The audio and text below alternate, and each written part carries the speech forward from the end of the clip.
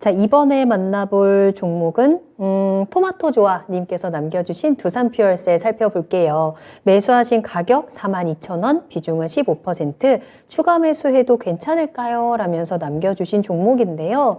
두산퓨얼셀 한번 보겠습니다. 오늘 31,900원에 거래를 마쳤고 매수가가 45,000원, 42,000원이라면 급락도 좀 견뎌내셨어요. 2만 원대까지도 내려갔었기 때문에 최근에 그 이후에 조금 더 움직이는 모습들 변동성도 좀 보여주고 있는 종목입니다. 올해는 수소에는 조금 관심을 가져봐도 되지 않을까. 그동안 친환경 사이에서도 살짝은 소외되어 있었던 수소주에 대한 기대감도 조금씩 올라오고 있는 것 같기는 합니다. 과연 이 종목을 어떻게 대응을 하면 좋을지 추가 매수 타이밍도 한번 잡아볼까요, 전문가님? 추가 매수를 한다면 이 주식이 다른 주식들보다 우위에 있어야 되는 조건이 하나 있어야 될 것 같아요. 그러니까 수소가 네. 나머지 지금 현재 시장에 있는 여러 가지 상황들 다 고려를 했었을 때 우선순위 있었을 때 추가 매수를 해야 되지 않을까. 그러니까 예를 들면 두산 퓨얼셀을 내가 가지고 있어서 추가 매수를 하려고 하는 거는 그냥 내가 이 주식 하나에 꽂혀서 바라보는 거고, 나 중심으로 이 주식을 바라보지 말고 세상 중심에서 이 주식을 어떻게 바라보고 있느냐. 그때 내가 어떤 결정을 내리는 게 내가 투자 ING 하는데 유리하겠느냐, 이런 식으로 생각을 한번 다른 각도로 한번 바라보라 이거죠. 왜냐하면 내 생각을 시장에서는 전혀 고려해주지 않으니까. 그러면 수소 관련된 게 현재 시장에서 완전히 꺾였냐라고 물어보면 꺾이지는 않은 것 같아요. 정부 정책부터 시작해서 기업들 어쨌거나 계속 가고 있는 건 사실이니까. 근데 동시에 이런 정책 테마와 관련된 부분들이 진행이 되려면 재정 정책을 펼치는 데 있어서 부담이 안 돼야 돼요. 정부에서도 부담이 안 되고 기업의 입장에서도 자금을 조달하는 데 있어서 부담이 안 돼야 되죠. 근데 금리가 올라가 있잖아요. 자금 조달의 문제가 계속 생길 수가 있죠.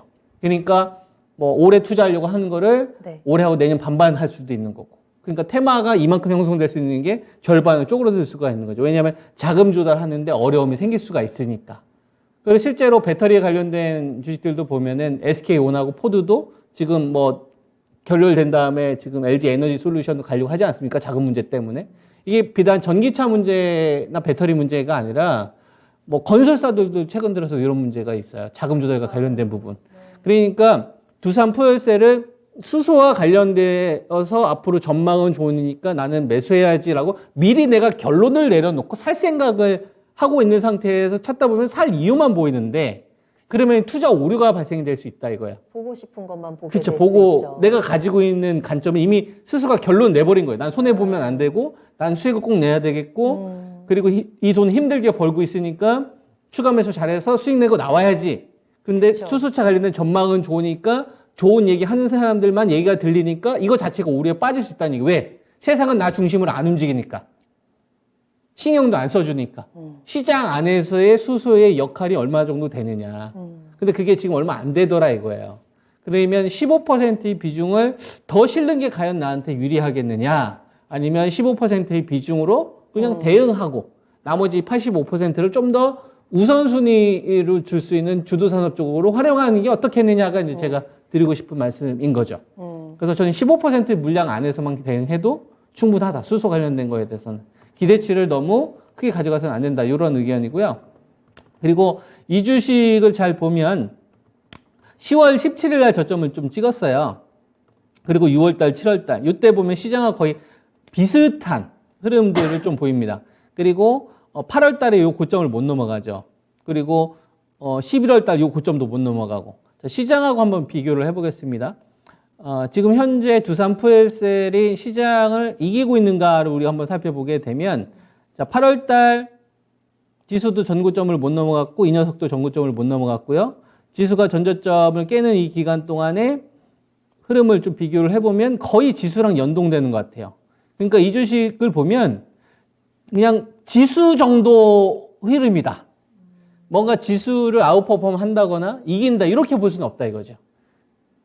그러니까 이런 거 굳이 뭐 피징을 많이 쓸 필요가 과연 있나 이런 생각이 좀 드는 거고, 가격대를 잡자고 한다면 뭐 1차적으로 제일 중요한 가격대가 한 37,500원 정도로 보이네요.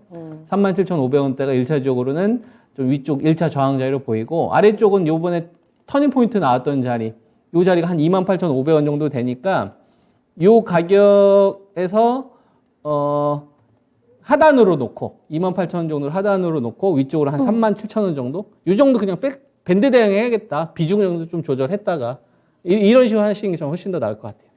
알겠습니다. 두산 퓨얼셀, 저도 가지고 있어요. 아니면 전 어제 팔았어요. 라는 댓글들도 좀 지금 보이고 있는데, 이 수소 관련해서는 정말 기대감도 계속해서 나오고, 모멘텀이 끊이지는 않습니다. 특히나 올해 들어서는 긍정적인 어떤 분석들도 여기저기서 좀 보이고는 있지만, 막상 시장에서는 글쎄 크게 관심을 보여주고 있지 않다라는 점, 집중을 하지 않고 있다라는 점을 우리는 조금 체크를 해봐야 될 것 같고요. 시장이 좋아하는 종목들을 조금 더 찾아볼까요?